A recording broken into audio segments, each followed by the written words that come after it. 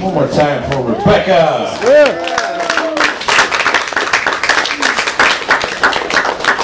Hey, where are you going? Where are you going, Ashley? Hey. She don't need no escort, man. We know she ain't no dyke. Anyway, I think there's a few people here to see this young fella.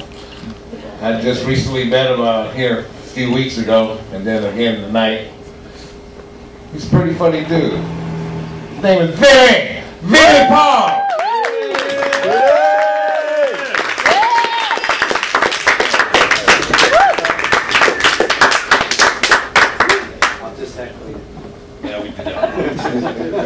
Let's dance. Good evening, Jerry Farber's Comedy Side Door Club. How's everybody feeling tonight? Everyone drunk yet? No? All right, keep drinking. It'll only get worse. All right, so I really didn't have an idea of what to do, so somebody's got to scream out something that we can talk about tonight. I mean, I got to have a clue of something to do tonight. Wham. Pizza. Oklahoma. Sounds good. Did you know that in Oklahoma, it is a moving violation to receive oral sex while you're driving? I mean, it's just a law. There's not a joke to it. That's just a fact.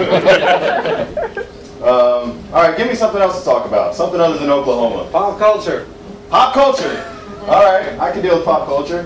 I don't get a lot of it. I only watch TMZ.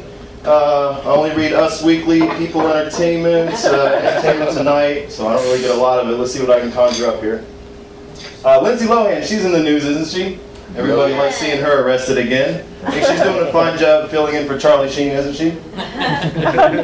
Kristen Stewart, she's pop culture, isn't she? A dyke with only one expression. Well, that's all I got. I really don't know anything about pop culture. One more. All right, try one more. Football. Football. I don't know. What? Was that American? Yeah, American football. I don't understand what you're saying, sir. If you could please clearly speak English, that would be fine. Everybody would understand us a whole lot better.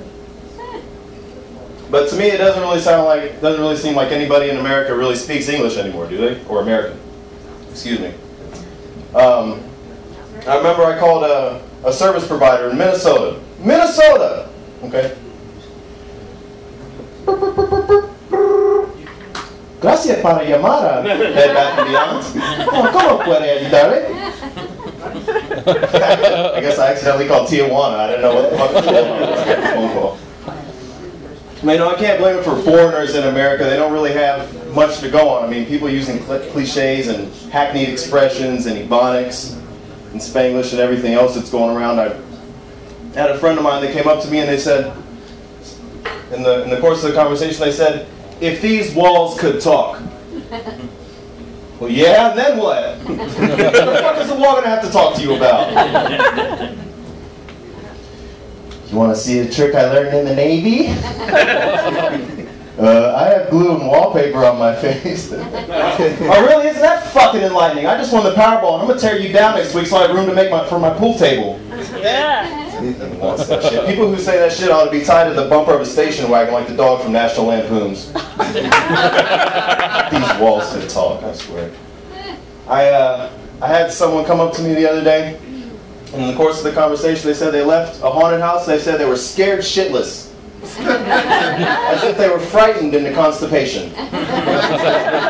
People who say that shit ought to be strung like a piñata at a Jewish boy's bar mitzvah. Another person came up to me, they said, you gotta be shitting me. No.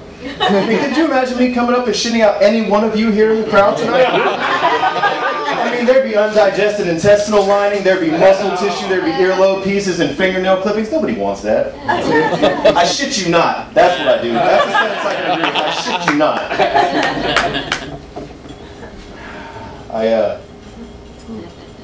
I don't have a drink that's full enough. I had a friend of mine, he has a horrible memory, and consequently he has a terrible habit of losing things.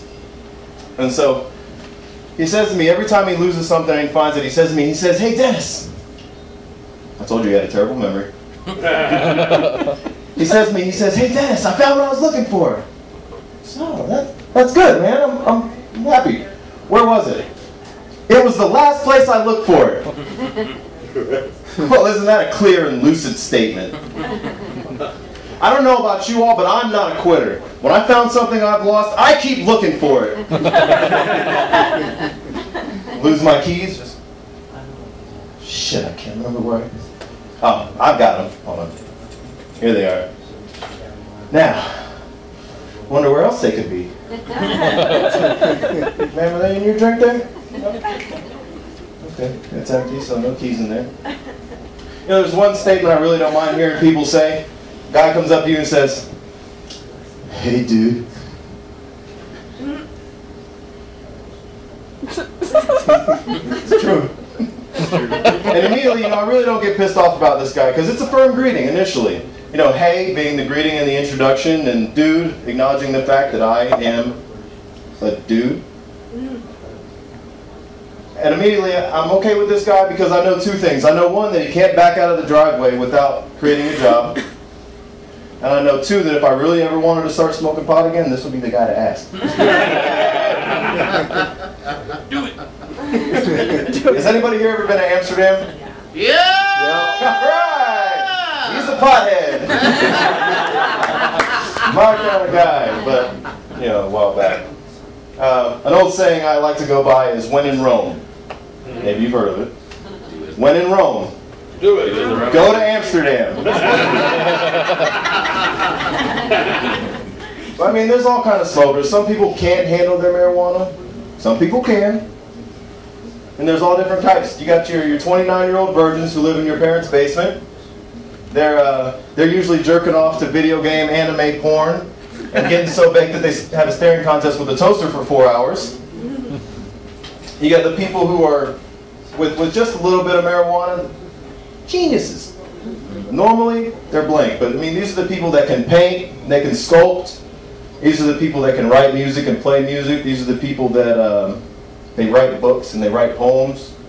So if you take anything from it, take that marijuana plus patience plus a little bit of talent plus a little more marijuana equals art. You got those people, and then there's some people that really just can't handle their shit. You know, I'm high, man. I don't want to go out in front of people. That's public, man. Dude, it's just public. I mean, fuck, I'm sure 84% of Americans on Black Friday were baked out of their fucking minds. And that's the only way you can deal with the stupid schmucks that you run into in those crazy shopping sprees. I used to know people that would just get baked and they'd get high and they'd go people watching. He was there. Yeah, they just sit out there, they sit in the Decatur Square, little 5 Points or the Buckhead Triangle, and they'd sit in public like it's their own personal music or movie theater. I mean, they just sit out there high as fuck. I mean, do you want to know how high they were? No! I'll tell you how high. They were higher than a 9-eyed goat with 3 dicks. Do you want to know how high they were? No, you're playing along. They were higher than an albino monkey hanging upside down in a tree eating pomegranates. You want to know how high they were? Oh shit, this is better than I thought. He was higher than a half-black Polynesian shooting PCP straight into his urethra. I think I'll take a drink there.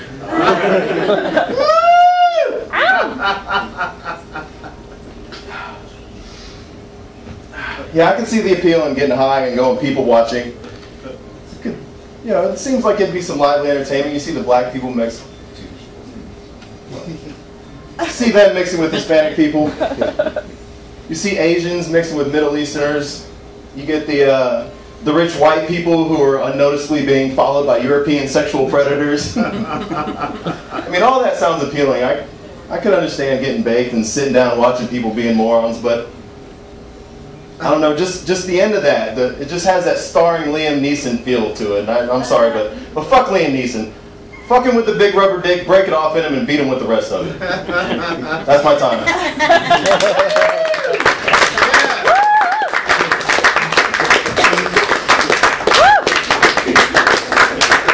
Bang! Wow. That was a hell of a monkey, man. That tree. That is high. Wow. Man. I spoke, you know.